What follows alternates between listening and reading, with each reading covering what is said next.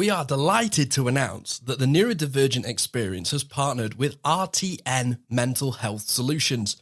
With up to a 5-year waiting list for autism and ADHD assessments via the NHS, and that's even if you get a referral from your GP, getting an assessment in the UK has never been harder.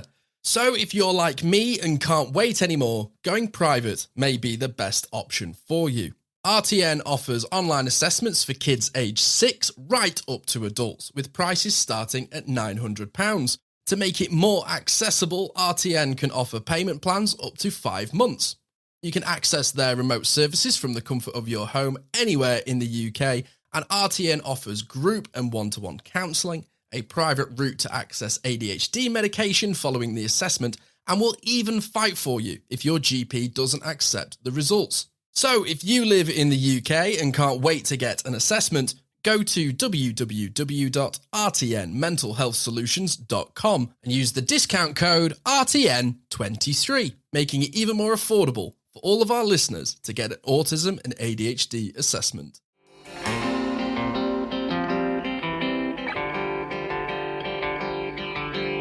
Hello, and welcome to the Neurodivergent Experience. I'm Jordan James, also known as the Autistic Photographer, and I'm joined by my co-host and best friend, Simon Scott. And for this episode of the Neurodivergent Experience, we are talking about Neurodivergent Tax and impulse buying.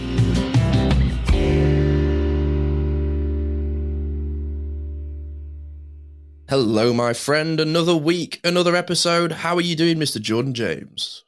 I am really good, dude. I am loving the numbers that we're getting on this podcast. So I just want to say thank you.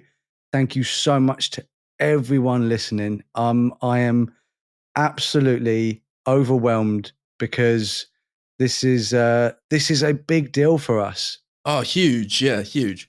Yeah, and it's working. It's actually working. People are actually listening, dude. Yeah, it's not just a few people are listening. Quite a lot of people are listening. We've had 1,500 downloads, and it wasn't that long ago where we were after that over a month, and we've had that in a week. So that's really exciting. And 15,000 overall. I couldn't believe it. In over 50 countries, we've had people Really? We've had people from Argentina to Canada to Australia, New Zealand, Russia. We've got people all over the world listening to us. We've even had people in like Gambia and Zimbabwe, that's mad. Places like that. Yeah, it's a really exciting time. I can't stop looking at all of the things online, even though I'm obsessed with it already. Touching people all over the world. Yes, coming in your ears, touching you all over the world. Okay. Sorry. Right. Sorry. I'm just going to move on from that and just give a quick shout out to our YouTube channel that we've started with my very pretty face and Simon's moustached face. What's the moustache beef? You had it off air. Okay, Wario. There it is. It's the trauma from the Mario Kart. Oh, okay, right, okay. Yeah, but anyway, go on. You were saying. I'm the Mario Kart king, as we all know. I'm working on it. Yeah, so I've got a new little setup that I'm very, very proud of. I've got a little cove, got a new little setup. So if you want to see my cool little setup, go to our YouTube channel and take a look. Just I've got my pictures, I've got my pop characters with my friendship groups, and I've got my Pooh Bear. Friend, and I'm there as well. So if you want to look at me, I'm also around. Oh yeah, there's some other dude who just keeps interrupting me while I'm doing my own podcast. Oh, so rude. He's so rude. Honestly, ladies and gentlemen, he's so rude. You're just the tech guy. I don't know why you even bother talking. Honestly, that hurt me a little bit. That was just a little bit of RSD. That just kicks in just there. Ouch. You know I love you. Stingly. Do you want to hear something really cool? Very cool. Go ahead. Okay, so I'm obviously very used to say like this. I'm so famous. I'm very used to getting some nice comments, lovely comments of people saying, "Oh, I love your photography," or "I love the podcast." But I have started getting comments saying, "I love you guys. I love you guys. You guys are so great." And it's no longer, it's me on my own. It's you guys. And I have to say, all joking aside, it is the best feeling ever to have a partner in crime, as it was, to have someone else that I can rely on. And oh my goodness me, I can rely on you, dude. I don't think I can rely on anyone else in the world to do this with more than you. So now we've officially hurt each other's feelings while at the same time stroking each other's egos. Okay, so neurodivergent tax, also known to most people as ADHD tax, also known as impulse buying. Something I am very, very guilty of, and something that has been a delight and a burden on me and my finances. It's still going. I don't think it's ever something that I will ever stop doing. And I think it's a common thing with everyone. It's not like, oh, it's just neurodivergent people. The thing about neurodivergence, especially when it's ADHD, is we have that shiny thing. It's the magpie brain. It is the magpie brain, and it is definitely driven for that need for dopamine, that excitement of something new. And there's times where it can be really great because, especially like with a pair of Jordans, that I have a few of them. I have a few. Understatement. Yeah. In my cupboard.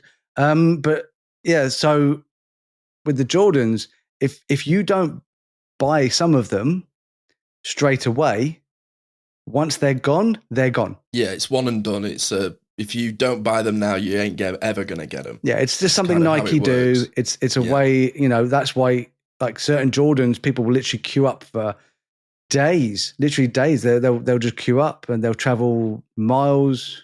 So, okay. What is your craziest impulse buy that has literally like almost changed your life? Oh gosh, what do you mean for positive or negative? Because when you were saying what's the biggest impulse buy, I once bought a £800 guitar on a whim. Yeah. When I was a student, I walked into a guitar shop and was like, I've always wanted this sort of electric guitar, and I got done by the salesman, and before you know it, I was walking out with a £200 hard case on my £800 guitar. Oh, yeah. And then it's kind of just don't get me wrong, I play guitar. I like playing guitar. It's not very often that I play guitar because it doesn't really come into my focus. So I have a very expensive electric guitar, and I don't think I've ever plugged it in. Okay. Right. So mine is way more expensive. Okay, well, Mr. Billy showing off. No. Right, this is not in a good way. Oh, right. Okay, we'll start off with the fun ones. So this is the perfect example of like impulse buying where it does and doesn't work out for you. So my impulse buy was Milo, my very, very large sheepadoodle dog. Oh, right. That is an impulse buy. He was an impulse buy. So I have a little dog named Dolly. He's a Yukon, Bichon Frise Yorkie. And he was perfect. Like he fit into our little family perfect. That wasn't an impulse buy. We thought that through very, very nicely, and we had Ollie. Then somebody at my work was like, "Oh, you like tigers, don't you?" And I was like, "Yeah, they're my favorite animal in the world." He went, "You can actually buy like a giant cat that's like a baby tiger, and it's called a Maine Coon." And I went, "What's happening?" And I looked, and I went, "Oh, I want one of them. Oh, I want one of them." And then I went out and I bought a Maine Coon, which he's a big boy. Oh, he's a big cat. He's a very, very big cat. Then I was like, yeah, we got a dog, we got a cat. Everything's good. We got a bit of ADHD, a bit of autism. Everything's good. Then we went round to a friend's house, and they had a large Labrador, and we were talking about dogs, and she went, "Well, Ollie's not like a real dog because he's so small." And I went, "What do you mean? What, because he's not large, he's not a proper dog?" And she went, "No, he's not really a proper dog." And I got annoyed, and then I couldn't stop thinking about that one fleeting comment because it was part of a larger conversation, but it sat in my brain and just sat there and sat there and sat there and sat there. And I went, I need a proper dog. I absolutely did not need a proper dog. I already had a proper dog, but I was in my head. I was like, oh no, I need a large dog. You've tricked yourself into doing it. So that's what I did. I started doing loads and loads of research and found that I liked Malamutes, which are like a larger version, thicker version of a husky. I liked Malamutes, and I'd organized that I was going to buy this year-old Malamute, and she was called Rain. And then it all sort of fell through at the last minute because I found out that Malamutes might eat my cat. Yep, that is something I was about to mention. It might eat your cat. And I was like, oh, I don't want my cat to be eaten by my new almost wolf. So I went and looked for the most beta dog that I just did all my research. So this is like autistic research with like ADHD impulse buying. It's like, oh, I really want that, but I'm going to make sure I get the right thing. It's like, it's the perfect combination, but it might end up in, a dog you don't need. And yeah, so I was like to Sylvia, who is my voice of reason, she's like, we don't need another dog. Do not buy another dog. We don't need another dog. And I was like, okay, carried on researching, just not listening at all, just so hyper-focused on this new dog. And I found out that sheepadoodles are perfect because Old English sheepdogs are one of my, the Dulux dog, one of my favorite dogs ever. Beautiful dog. Yeah. And big poodles are hypoallergenic because obviously, we've already got the cat and his hair is everywhere. It's I can see it. I can see it right now. If you're watching in 4K on YouTube, guys, you may see it too. It's everywhere. It's everywhere. It's everywhere. And this isn't a seat. This is just a pile of hair that I'm sitting on. Just a pile of Zeus's hair. I forget he's called Zeus as well. It's such a good name for a big-ass cat. Zeus. I actually just did a bit of research. And to be fair, if it hadn't been for this very serendipitous thing, we would never have got Milo. And I'd have probably just got over it and just moved on with my life and forgot about that comment, which is the only reason I went and bought a big dog. Yeah. And unfortunately, and fortunately, because we do love Milo, don't get me wrong, we love Milo, but, it was a crazy buy. There were puppies for sale just down the road from me at the time I was looking, and they were for sale. And I was like, that's the weirdest thing in the world ever, that a sheepadoodle, which is a totally random dog and not a particularly popular dog in this country, they were for sale just literally 20 minutes down the road from my house. And I was like, this is all coming together. If you believe in it, it's fate. I just thought this is this is fortunate for me. This is fortunate. You've hit on something that I was actually going to bring up. Coincidence can trigger my impulse buy so much because I know a lot of people talk about like, positive mentality and like thinking things into existence. A lot of people around me seem to think that. And I don't know. I'm very skeptical. I'm a very cynical person in my nature, and I get like that where suddenly I go, "Oh, there's something that I think I'm interested in," and then I see it everywhere. It's like I came back from America, right? This sums me up as an impulse person, right?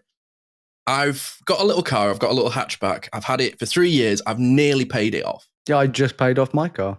For months, so you will get this more than anybody, right? So for months, I've been going, no, I don't need a new car. I could have this car 10 years. I could run this car into the ground. I go to America. The day I come back from America, I'm looking if I can exchange my car for a pickup truck. No joke. My goodness. No joke. And I've really had to fight that urge so hard because I haven't got a big parking space in my apartment. I live in the center of a city. Also, you don't need one. I don't need one, but I want one. You don't live on a farm. I don't live on a farm. I'm not like a blue collar worker. I don't work with tools, but do I want one so badly? And, to be fair, I also want one. I'm fighting it so hard, and I keep seeing them on the road, Jordan. There's one parked outside my house because they're doing a building next to the where I live. I'm like, it's a sign. I keep saying to Karis, it's a sign. The world wants me to have a pickup truck. It's such a bad excuse. I know, but that's the thing it's the justifying it to yourself that I find is the bit that kills me. Oh, yes. I can find excuses. I can find reasons as to why. And it's because I do the hyper-focus research. I justify it to myself. Yeah. I research and research and research and go, no, I'm going to get this. But you made a really good point, which was the comments.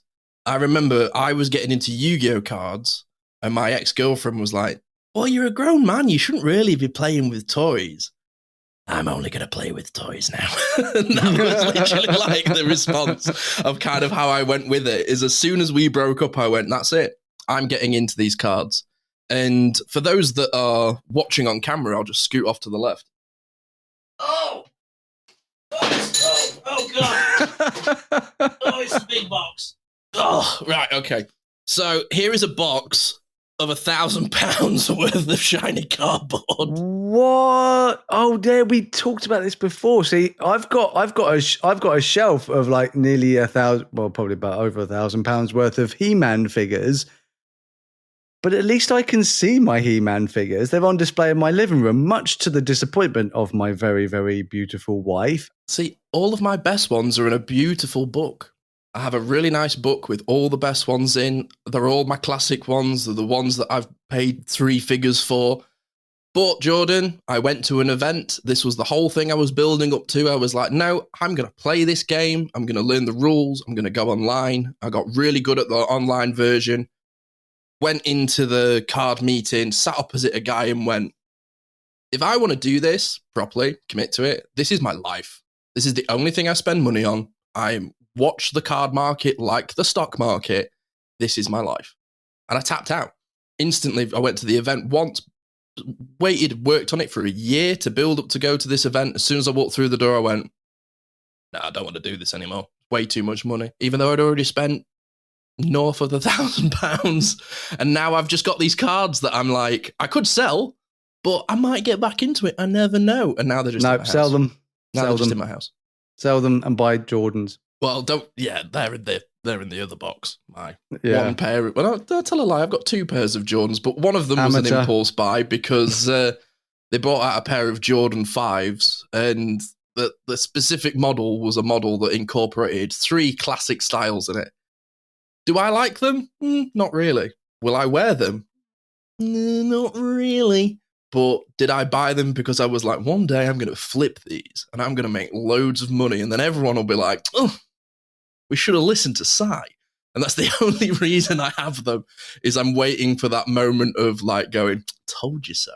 And that's quite sad, really. That's why I keep buying pop characters. Well, that's why I keep telling myself that one day they'll be worth it, and then I take them out of the box and worth a lot less. Yeah. Yeah. So we decided I decided that I was going to buy Milo. And then I was trying to entice Sylvia, trying to change her mind, as I do, the manipulative git that I am, to get my own way. And I was like, oh, you can name him. And she was like, I don't want to name him. And I was like, but you can name the cute dog. And I know Sylvia. Sylvia she loves animals. She has the kindest heart for any other animal that isn't a spider or a human. I just got home and she was mad. She was very angry at me. And I was like, look, just come with me. We're just going to have a look at the puppies. I said, I'm not going to buy one. We're just going to have a look. And she's like, you're going to buy one. Your wife knows you very well. We're just going to have a look. And I was like, okay. She's like, you can go on your own. I'm not coming with you. And I was like, okay, kids, why don't we all go and have a look? And the kids are like, oh yeah, don't cool. Bring the kids into this. Oh God, yeah. This is the kids, man. It's the kids. And I was like, oh, it's a family dog. It's a family dog. Because Ollie is definitely my dog. And it's a family dog. This one's for the family. And we all get in the car, and then Sylvia she's like, no, I'm going to come with you because I need to make sure that you don't buy this dog. Moderate. Yeah. And I'm like, oh, okay. Got her in the car. Oh, yeah, this is all going to plan. We got there. There's just all these cutest little puppies. And that's the danger zone. Never go see puppies. You're leaving with one. I saw Sylvia's stoic face of, you are not buying this too. And then she just went, well, if you're going to have one, have this one. Got it. Because I picked up one. I was like, this is the one. And so I'm fully blaming everything that happened after this on Sylvia. So I had the dog. And then Sylvia's like, oh, I like this one. He's a lot quieter than the others. Little did we know, he was definitely faking it. Yeah, he was just resting. What it was, he was so hyperactive that he was just knackered and sitting in the corner because he was the most energetic. He was Sparko because he missed all the fun. He'd already been tucking out. Oh God, yeah. Dear, we so did not know what we were getting ourselves into. So I had the correct one, and Sylvia chose the wrong one. You know, that happens a lot. I mean, she chose me. What can I say? She doesn't make great decisions when it comes to choosing. And so that was it. I'd got her hook, line, and sinker, and off we went with our new dog. I was like, yes. So we get home, and it wasn't long before he broke his hip. Oh, no. He's so hyperactive. He's so nuts that he would just run around everywhere. And I was getting ready to take him on a walk, and he literally went under my feet, knocked me. I lost balance, stepped back, and I stepped on him, who was just underneath. And it was that cry. I will never forget it. Awful. And I immediately, because I had like big walking boots on, I was no. My God. You just want to say sorry to them, don't you? You just accept my apology, please.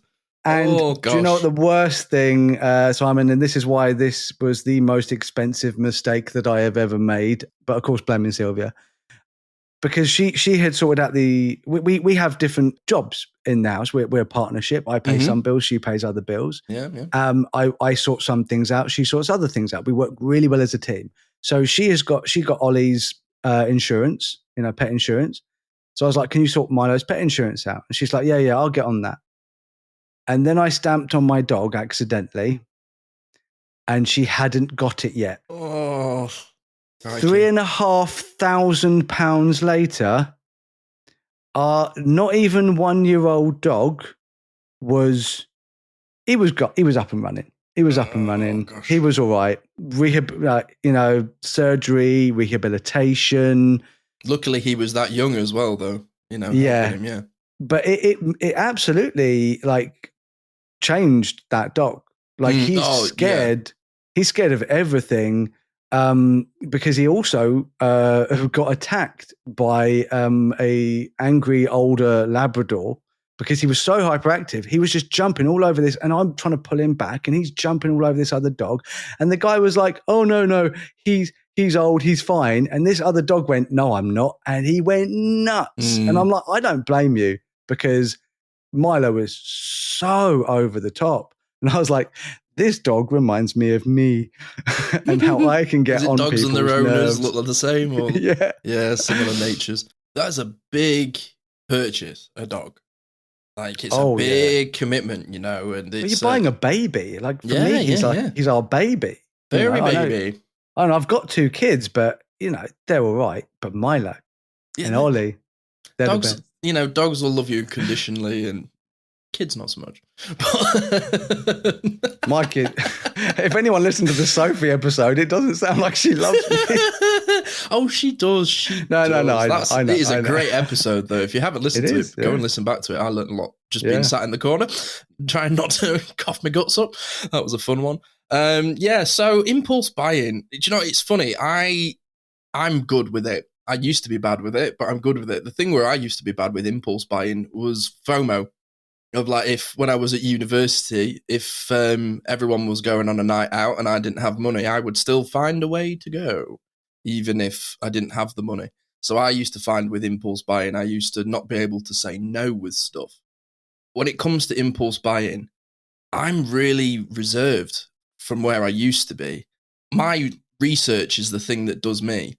But I find, when we've talked about it previously, putting things in your shopping cart can be a really big help with impulse buying, because at the moment I'm looking at my computer and I have a folder which is called Things I Like, and it's full of links with items in shopping carts on websites.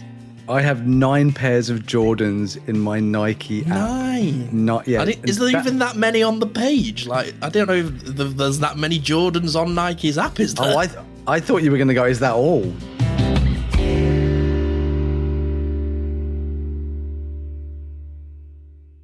One of the things that you've mentioned that I do is, for me, if if I allowed myself to, I think I would go really over the top with it, is golf clubs and golf shoes. Yeah, I had that.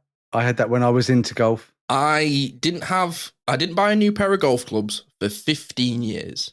Oh, I well had the done. same golf shoes for 10 years. Oh, wow. I've now got 3 pairs of golf shoes in the space of 9 months. Okay. And I completely redid my kit. So I got all new irons, I bought a new putter, I bought a new driver, and I got a 3 wood for my birthday. And then I bought a 5 wood. I completely redid my kit. There's nothing wrong with that though, dude. No, absolutely nothing wrong at all. Totally fine. But it's what comes afterwards is that now that I've allowed myself to buy that thing after such a long time, I've got a taste for it.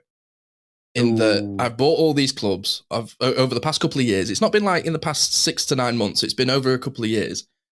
But now I'm like, well, it took me 15 years to buy a new 3 wood, and I played slightly off with that one today. Walked past the pro shop and I'm like picking up clubs. I never would have done that. But now that I've fed the beast and allowed myself to get new things, I'm now finding it really hard to control that impulse. So I've gone from such an extreme, that big swing, going, I'm not allowed that. I'm not going to do that. No, that's not what we spend our money on. To now trying to unconvince myself. I've gone from being so extreme of going, no, we don't do that. We don't need that. We can be happy with what we've got. And as soon as I allow myself to buy that thing, I then have to go the other way. Of going, no, we've got enough. We don't need any more. And it's like, no, I want more. But no, it's fine. Chill out. So it's gone from convincing myself in opposite directions. Do you find you do that? It's like, did you take a while to buy your first pair of Jordans and then that was it? The floodgates opened, or? Yeah. I mean, for me with clothes, it can literally be influenced by, like, I'm watching a TV show, Right. and I'll be like, okay, so I love the TV show Blackish. Sylvia and I, big fans of it. I thought it was a great TV show, but particularly the fashion. And I love his, the main character and his sons. Actually, his sons' hoodies were nicer, weirdly enough, in the end. But it was just shows like my mental age. It's like, I want to wear kids' clothes. And it's like, and I just was like, I really like that. I really like that. I really like that. But the first time we were watching it, first time around, I didn't have the money to buy Jordans. I didn't have the money to buy nice clothes. Even we'd buy, dare I say it, Primark. Morally speaking, that's not great. Affordability, great, yeah. So I'd buy a lot of clothes in Primark. I'd always wait for the H&M sales. I was a big H&M sales guy. I'm still a big sales guy. I only buy stuff if it's in a sale, really, to be honest. Yeah, and it wasn't until, like, now I have a better job and I got a promotion. I'd love to say it's because I'm, like, making money from Facebook. I don't. I don't make money from Facebook.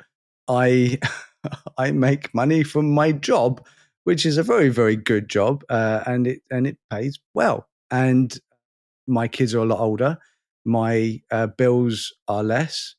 My mortgage is pretty good, man. Because obviously I bought my house a long time ago because I'm so old. So old. Yeah, so old. He actually got it in Sylvia's dowry. That's how old he is. Yeah, that is how that worked. Damn, dude. Sorry. Yeah. Sorry. So I rode my dinosaur here, and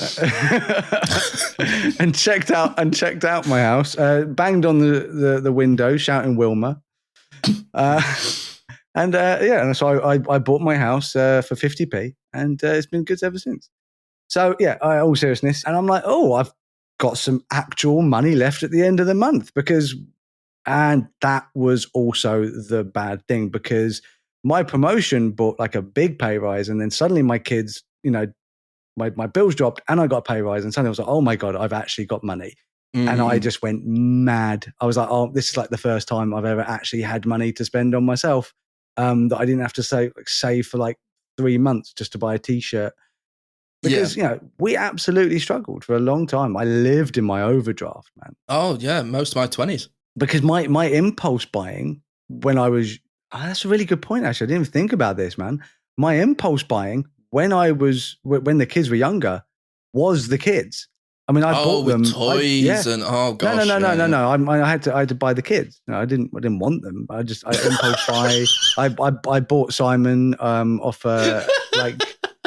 some trader down a dark alley. Said this child. It's nice our humour's really coming through on this podcast. It's like, boy for sale, slightly broken, maybe has ADHD. Won't sit down. So yeah, I've got a couple of feral children that I bought.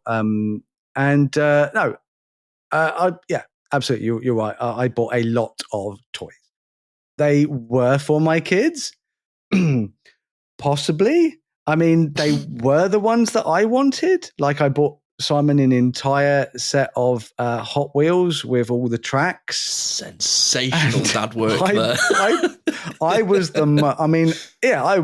I've had my issues, but I was the most fun dad. Like, out of all the dads, and Sophie was saying this as well, I was fun. We always had fun, and I was always buying stuff, and I was buying video games, and I always wanted not necessarily the latest things because we couldn't afford the latest things, but secondhand versions of the one before the latest thing. But they always had the things that I wanted them to have, because I never wanted them to miss out. So any spare money that I actually had ended up, and my kids will tell you, like, they don't remember us struggling.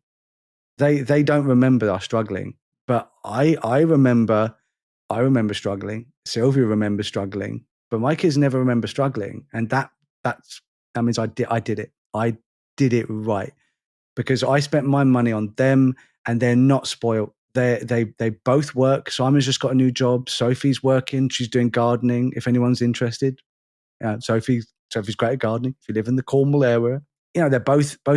Simon went to uni. He's got a degree. Sophie went to uni. Yeah, they've both done great. They're both great. It didn't ruin them. It didn't ruin them. I just wanted them to have everything, because, that was my existence, man. My kids were my reason for being and working. And I totally get it. It's, I've had a similar upbringing, in the sense that, like, I never acknowledged my parents struggling, even though both of them have impulse buying tendencies. It's like my dad researched a car for about 3 years, and it got to the point where my mum was like, "Oh, Tim, just get it." Like, that's how my dad does it. He works my mum down. He'll go, "Oh, I'll look at this thing," and he'll look at it for so long that eventually he'll almost, like, my mum will go, "Oh, just get it." He's like, "Right, that's it. I've got clearance. I'm going to go and do it now." And he just does. But growing up, my mum used to have things that she used to collect, and she'd go through periods of really liking things, but at no point did it ever affect me, or did I ever feel like I was missing out. I was the kind of kid that never really asked for anything. I was always just really happy with what I got. But as I've gotten older, I've kind of really kept that mentality. It's like, anytime I ever buy anything, I'm more impressed on the money I've saved sometimes than what I've bought. It's like, when I, like you, really like my clothes, and I'm of the school of thought of going, why would I spend £100 in Primark when I can just buy one thing for £100 and look after it for 5 years? Yeah. And that's how I've always been with stuff. Like, I have stuff until I can no longer basically wear it. So I only have 2 hoodies. Jackets, I have a lot of. I buy a lot of jackets. Sorry.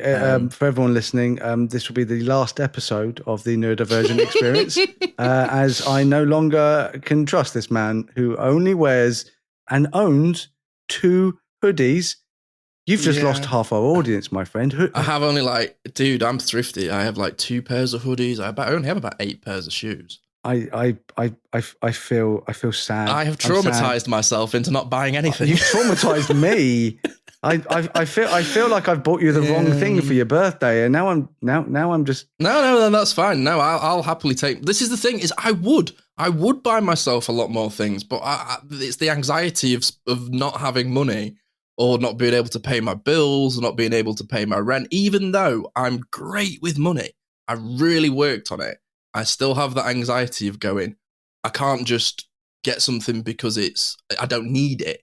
That's the big conversation that I have in my head a lot of the time. Do I need this? That's what Vinted is for, because then you can get the hoodies you want and one, better for the environment, better than it doesn't end up in a landfill, better that you didn't buy something new. Two, you're actually helping someone else out, because if you're selling stuff on Vinted, you probably need money. So you're helping someone who needs some money. It's true. And also, you get a bargain. I mean, I've bought so many things on Vinted. So I've got some really nice designer outfits. Like your Kenzo jumpers. Great. I've got 3 Kenzo jumpers. All 3 of them cost half of what one brand new Kenzo jumper. And they're all real. None of them are fake. That's what gets me. That's crazy the bit that I get a tingle about. Is I went to a warehouse in Manchester where they had last season's Stussy collection just on sale. And I got a hoodie for myself. I got a hoodie for Karis, and I bought myself a shirt that I really wanted last year. And if I'd bought those 3 clothes last year, it would have cost me £550. Whoa. But I got them for £270. Nice. Now, for me, I'm like, basically free.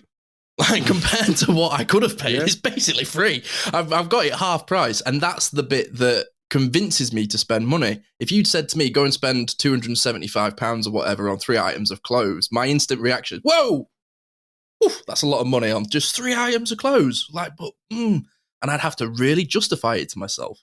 But if those items are in a sale, no justification. If anything, you need to convince me not to buy them. Yeah, because I'm always looking at the number that I didn't spend rather than the number that I did. Exactly. And absolutely. That is like choosing to be like blind to the truth and just like lying to yourself. Like, oh yeah, no, I'm really great. And no, you're absolutely right. I mean, I very rarely will go, oh look, there's a pair of Jordans. I really want them, and take my £140. Done that maybe twice. I've paid full price for a pair of Jordans. I have a lot of Jordans, and only twice, maybe 3 times have I actually paid full price, because I was afraid. Because what I do is I look at them, I go, yeah, I want them. I'll put them in my basket, and then I'll just keep an eye on them. So, and if I really want them, because until they drop price. And I'm waiting for that thing that we always, members of my Nike app always get 25% off. There's one right at the moment. I had 9 things in my basket, and all of a sudden the price just went crash. And I was like, I'm saving myself £1,000, but I'm spending 2. And I'm like, that's the trouble. Yeah, but do you know what? I haven't fallen for it this time. I nearly bought myself a Celtics tracksuit, and Sophia went, no, do not buy that. It's ugly. And I was like, so funny. Nah. But yeah, but it is that, like, dude, like, we're so on the same level with this, but like, you seem to be like you've got more of a handle on it. If I had more money, would I have more of a handle on it? Because this is the thing, is like, it's only been in like the past like 4 years that I've made decent money. And it's not a case of I make a lot of money. I do okay, but I don't make a lot of money, but I'm good with what I've got. It's like, I don't have a credit card. I don't have any debt other than my student debt. I'm really, really good with it. But I know a lot of guys that are like, my mum uses the phrase fur coat, no knickers.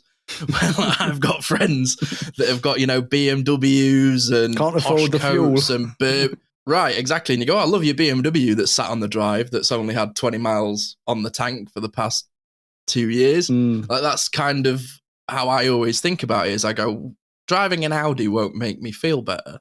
It's like, I read a book recently called The Psychology of Money, which kind of helped me with this, where the guy who was talking about it, he says, I grew up in LA, and he said that 90% of people that drive Ferraris are valets.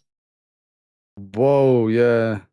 He goes, every time you see a guy in a Ferrari, you aren't looking at the car and going, oh, I want that car. And, you're never looking at the guy who's driving the car going, oh, I wish that was me. You're looking at the car. And he says, so if you're not interested, it's not worth it. So, it's an interesting one. I find like the psychology of money really interesting, because I'm terrified of not having money. And I also get anxiety about not making enough money. I just have a lot of anxiety, Jordan. This is basically what I'm trying to say. Oh, yes. You don't say. Yes, you don't. You don't say.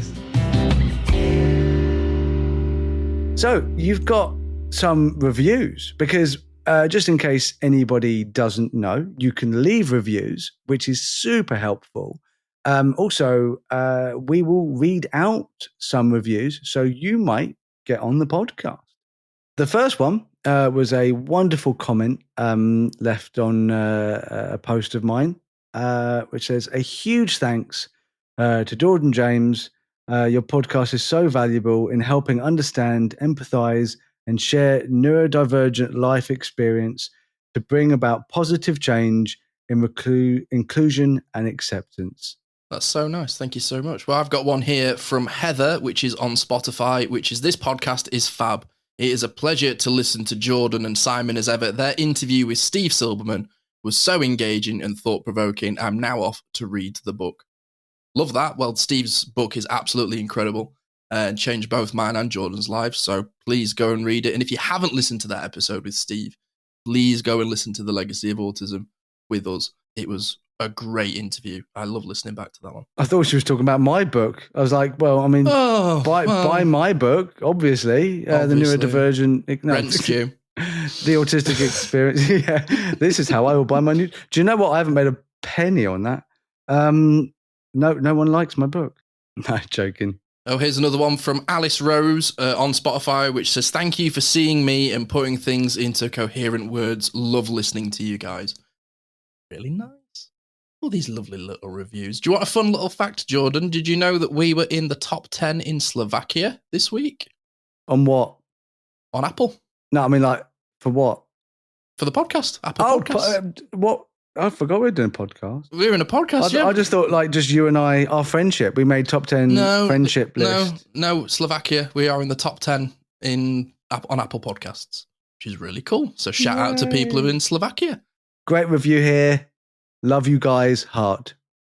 Yeah, we'll end on that. What a great one. But no, if you're listening to this, guys, thank you so much for tuning in with us every single week. And again, send us in some reviews, send us in some comments. We'll definitely read them. If there's anything that you have questions about that you want to read us into the show, something that we're considering doing as well. So send in some questions, send in your comments, send in your thoughts, leave a review. Send in your hoodies. Send in your money, your bank account. No, I'm joking. PayPal, direct checks. In the post. No. So yeah, so thank you so much for once again tuning in to the Neurodivergent Experience and listening with us. As always, it is a pleasure to talk to you, and if you found reassurance or a bit of acceptance or a bit of knowledge from this episode, then we're really glad you found us and that we've done it for you. So as always, for the lovely listening people, say goodbye, Jordan. Bye, Jordan. Bye. Bye, everybody.